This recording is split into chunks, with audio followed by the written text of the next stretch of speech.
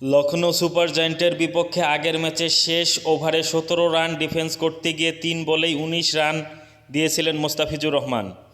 সেই বেদনা ভুলে আজ সানরাইজ হায়দরাবাদের বিপক্ষে ভালোভাবেই ঘুরে দাঁড়িয়েছেন মোস্তাফিজ। ঘুরে দাঁড়ালো তার দল চেন্নাই সুপার কিংসও।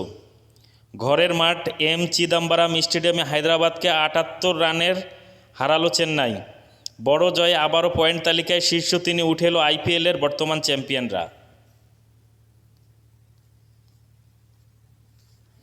লখনৌর বিপক্ষে ৩ বলে ১৯ রান দেওয়া মোস্তাফিজ আজ ২.৫ ওভারে বল করতে দিয়েছেন ১৯ রান। Economy rate ৬.৭০। এবারের আইপিএলে বোলারদের উপর যেভাবে ঝড় বয়ে যাচ্ছে সেই হিসাবে মোস্তাফিজের এই বোলিং ফিগারকে কিপটেই বলতে হচ্ছে। নিজের তৃতীয় ইনিংসের ১৯তম ওভারে ২ উইকেট নিয়ে বাংলাদেশি পেসার চেন্নাইয়ের জয় নিশ্চিত করেছেন। এর আগে টস হেরে ব্যাট করতে নেমে অধিনায়ক ঋতুরাজ গাইকোয়াড়কে ৯৮ ও ডেরেল মিচেলের 50-তে ৩ উইকেট হারিয়ে ২১২ রান করেছিল চেন্নাই। লক্ষ্য তাড়া করতে নেমে হায়দরাবাদ ৭ বল বাকি থাকতে অল আউট হয়ে যায় ১৩৪ রানে। আগের ম্যাচে ২০৮ রান অপরাজিত ছিলেন গাইকোয়াড়, যা ছিল আইপিএল ক্যারিয়ারের সেরা ইনিংস। তবে মার্ক স্টোনেক্সের বিরুদ্ধে গাইকোয়াড়ের ইনিংসটি বৃথা যায়। আজ ২ রানের জন্য সেঞ্চুরি না পেলেও দল জেতার আক্ষেপ থাকার কথা নয় চেন্নাইয়ের অধিনায়কের।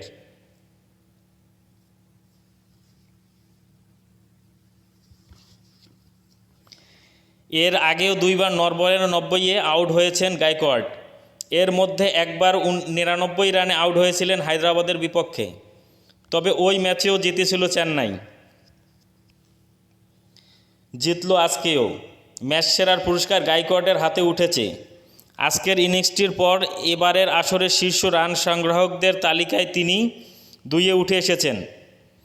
৯ ম্যাচে ৪৪৭ রান গাইকোয়াড়ের। শীর্ষে থাকা বিরাট কোহলি ১০ ম্যাচে করেছেন ৫০০ রান। ২০তম ওভারের রাজা মহেন্দ্র সিং ধোনি আজকেও ইনিংসের শেষ ওভারেই নেমেছিলেন। ২ বলে ৫ রানে অপরাজিত ছিলেন। এবারের আইপিএলে এখন পর্যন্ত ৭ ম্যাচে ব্যাট করে প্রতিবারই অপরাজিত থাকেন ধোনি।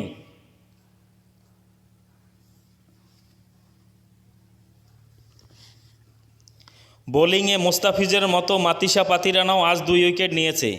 তবে কাজের কাজটা করেছে তুষার দেশপান্ডে। ২৮ বছর বয়সী এ পেসার নিয়েছেন ৪ উইকেট, এর মধ্যে পাওয়ার প্লেতেই ৩টি। চ্যানেলটি লাইক, কমেন্ট, শেয়ার করে পাশে থাকবেন। আসসালামু আলাইকুম।